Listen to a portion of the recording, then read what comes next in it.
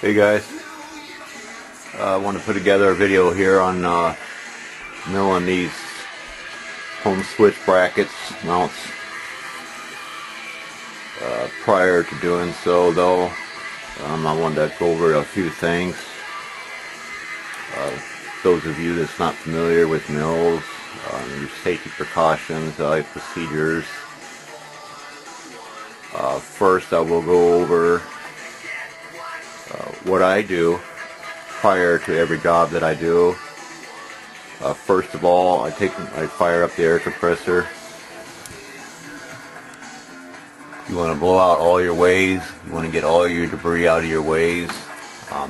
X and Y. Z is not so much to worry about because pieces really don't get up in there too much. And if it does, just hit it real quick with your air nozzle. Then what I do is I lube my X and Y ways and the ball screws. Currently I'm using 5W30 motor oil. I have this placed in a feeding tube bag. Unfortunately my mother is on a feeding tube. This is just one of her extra bags. It's an old bag actually.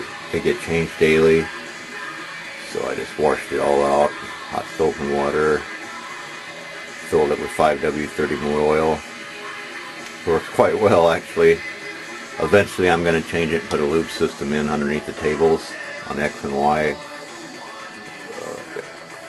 For right now this works pretty well.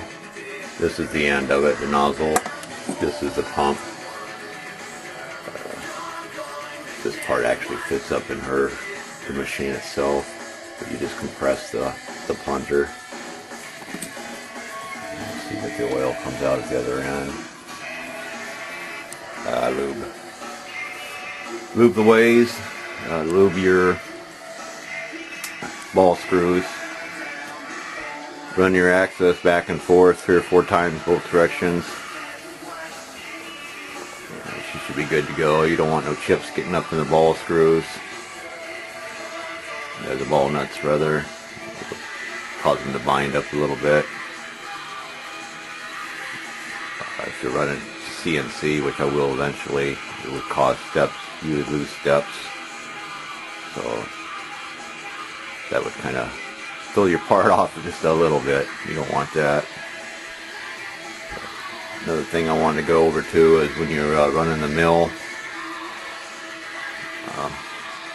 just use common sense. Never wear any loose articles of clothing, sleeves hanging down. If you have long hair, which I do kinda, you don't want it to get in the way. Don't ever put your head down close to the spindle when it's running to look at this or to look at that, because your hair might get in the way. I've heard many horror stories. I've seen a few years ago. The mill will pull you right into it. Majority of the time it will do it before it throws the breaker. Damage is done then, obviously. They're very, very dangerous. It's just common sense. But I did want to point that out.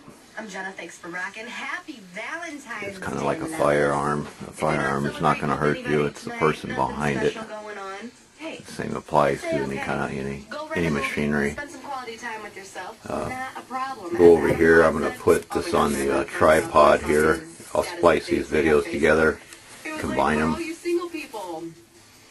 I don't know if you can see the scribe lines on this or not, but this is one of the home switch brackets that we're going to mill out. You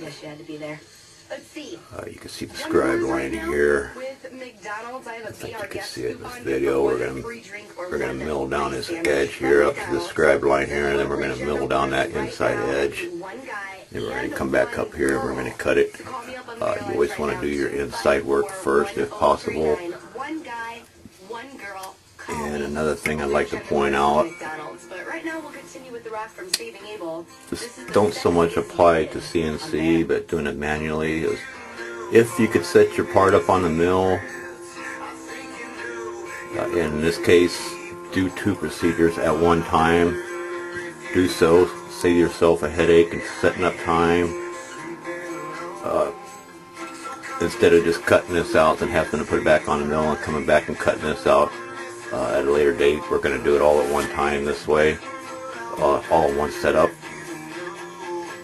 Just set your blocks to wherever they need to be at, or whatever you have underneath to support your part. And we're going to mill out, we're going to cut this edge down, and then we're going to come up to this scribe line here. This is the recess for the home switch recess. Then we're going to come back here and we're going to cut this. I'm going to go ahead and get this set up on the tripod, and we're going to come back with another video and I'll combine these. We're going to cut this part out. Pepper. Alright guys, hopefully you can hear me. I'm gonna this mill all fired up. We're gonna cut this part. It's mounted on the tripod. Hopefully you can hear it all very good enough. First thing I do is kick on the air compressor.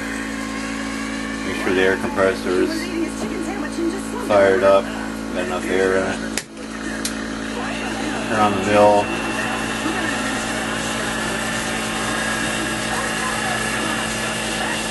Got it set probably about 900, maybe 1,000 RPM, like that. This part's going to be fairly simple to cut, so it don't really take a lot of speed. I'm just running a 3/16 end mill, 2 fruit end mill. First thing you want to do is bring your X-axis over where it needs to be at. You can't see it because I got it on the tripod, but I'm going to lower my Z-axis now. Where this comes in contact with the material. Probably about 20,000 feet with that.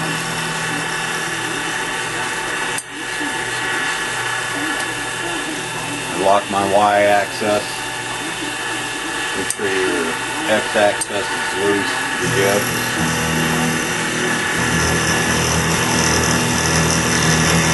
Bring the part down to that line where you need to cut it off at.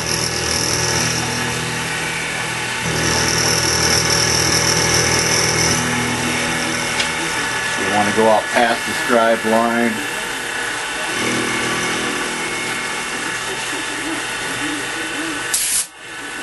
Blow your part off, set your light up or whatever it takes so you can see a little bit better what you're doing. We're about a 1/16 of an inch away from that scribe line. Now I'll bring my Y-axis up approximately about a 1/16. You don't have to be super precise.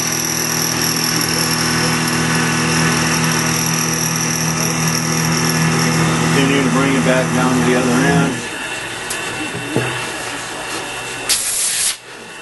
Blow it off again, have a look at it. Fairly close there, but it's not quite on the line, so rather than hanging over a little, I'd rather have it hang under a little. It'll get in the way of the striker turner. So we're going to take another pass on it.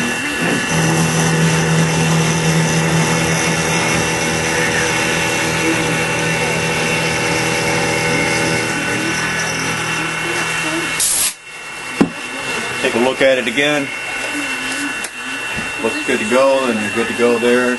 In this case we are. So I'm going to lock my Y-axis because we don't want to go that direction no more. I'm going to go ahead and cut this edge off. Lower your ram down.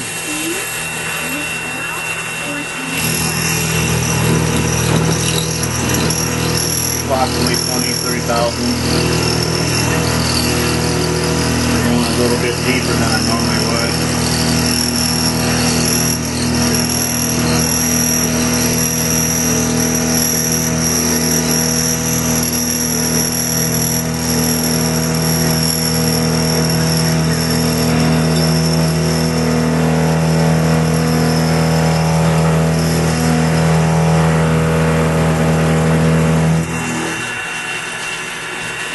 part back off. See, I went pretty deep. And mill's a little dull as well. Hit it with some oil. Bring the Z-axis, ram down a little. Always lock your gib on that axis prior to moving your table. And then another pass. Let it slip off.